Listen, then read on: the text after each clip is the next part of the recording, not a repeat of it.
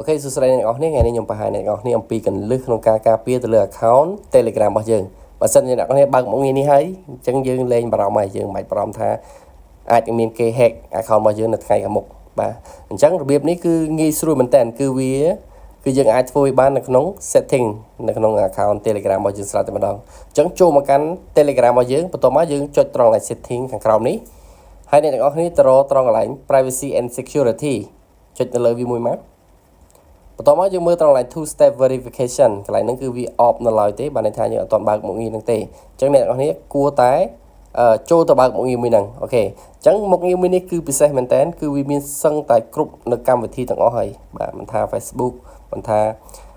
កម្មវិធី TikTok បាទជាដើមគឺវាតែងតែមានមុខងារ two step verification នេះអូខេអញ្ចឹងកន្លែងនេះអ្នកទាំងអស់គ្នាដាក់នៅលេខកូដសម្ងាត់ចូលអ្នកទាំងអស់គ្នាដាក់បែបណាក៏បានដែរជាលេខក៏បានឬក៏ជាអក្សរក៏បានដែរតែដាក់ឲ្យតែចាំណាឥឡូវនឹងខាងក្រោមគឺដាក់ដូចគ្នាអញ្ចឹងនៅក្នុងនេះគឺខ្ញុំដាក់លេខការ៉េ1បាទ14ដើមខ្ញុំបង្ហាញអ្នកនរគ្នាកន្លែងនេះអ្នកនរគ្នាសេអក្សរអ្វីក៏បានដែរកន្លែងហ្នឹងបាទអញ្ចឹងខ្ញុំដាក់ hai ទៅបន្ទាប់មកត្រង់កន្លែង recovery email កន្លែងហ្នឹងយើងដាក់ Gmail របស់យើងចូលមក account Gmail របស់យើងបើសិនជាកាលណាមានបញ្ហានៅពេលដែលយើងភ្លេចលេខកូដសម្ងាត់ដែលយើងកំពុងតែដាក់ហ្នឹងអញ្ចឹងយើងអាចដោះស្រាយវាបានតាមរយៈ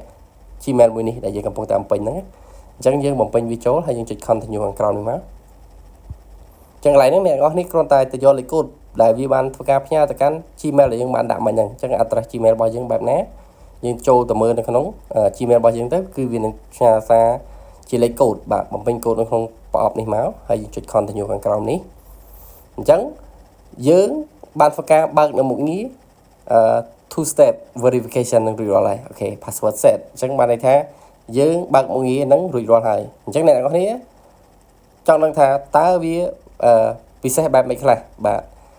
ហើយយើងការពារទៅលើការ hack ពីអ្នកដទៃនឹងបានដោយរបៀបណាខ្លះអញ្ចឹងពេលដែលយើងបង្កើតហើយគឺវានឹងផ្ដល់ដំណឹងមកកាន់យើងថាឥឡូវយើងបានធ្វើការបង្កើតនៅ account សំទោសបង្កើតនៅមុខងារ two step ហ្នឹងហើយអញ្ចឹងបានន័យថានៅពេលដែលមានគេចូលទៅ login បាទស្គាល់លេខទូរស័ព្ទយើងស្គាល់លេខកូដព្រោះថាកាលណាពេលដែលយើងបំពេញឬក៏យើង login ចូលគឺតែងតែទទួលលេខកូដសម្ងាត់ចូលទៅក្នុងលេខទូរស័ព្ទមួយហ្នឹងតោះនេះអញ្ចឹងពេលដែលគេបានលេខកូដមែនគេមានលេខកូដមែនប៉ុន្តែវានៅអាម៉ាតង់វានេះ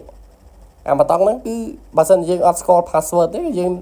អត់អាចធ្វើការចូលទៅលេងចូលទៅប្រើប្រាស់នៅ account នឹងបានដែរអូខេអញ្ចឹងកន្លែងហ្នឹងតោះតែយើងបំពេញនៅលេខកូដបាទនេះជាក់ស្ដែងបាទជាក់ស្ដែងកន្លែងហ្នឹងគឺគេដាក់លេខទូរស័ព្ទចូលគេបានលេខកូដហើយក៏ប៉ុន្តែនៅកន្លែងនេះមកតង់ទៀតគឺលេខកូដសម្ងាត់ password របស់យើងនេះដែលយើងបាន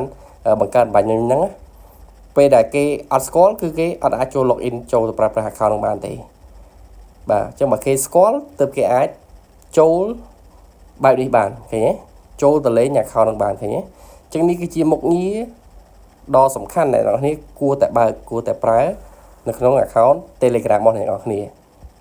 ហ្នឹងចំណុចទី1ដែលអ្នកនរគ្នាត្រូវតែធ្វើគឺមុខងារ two step verification ហ្នឹងទី2មានមុខងារមួយទៀតសំទោសគឺកន្លឹះមួយទៀតដែលអ្នកនរគ្នាអាចពិនិត្យនៅលើaccount Telegram របស់យើងបានចូលទៅកាន់ setting មកអ្នកទាំងអស់គ្នាមើលត្រង់កន្លែង device អូខេឥឡូវខ្ញុំសូមបង្ហាញអ្នកទាំងអស់គ្នា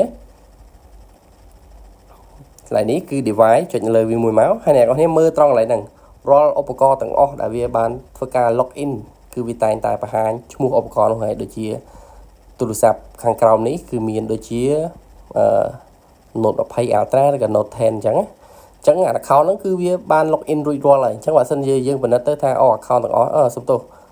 ឧបករណ៍ទាំងអស់ហ្នឹងទូរស័ព្ទទាំងអស់ហ្នឹងមិនមែនជារបស់យើងទេយើងអាចធ្វើការterminate នៅលើវាបាទចាំមិនន័យថាដូច remove អញ្ចឹងដកឬក៏ log out account ហ្នឹងចេញ log out ឧបករណ៍ទាំងអស់ហ្នឹងចេញពី account របស់យើងអូខេអញ្ចឹងបើសិនជាយើងពិនិត្យមើលទៅថា account សំទោសទូរស័ព្ទទាំងអស់ហ្នឹងគឺមិនមែនរបស់យើងទេយើង log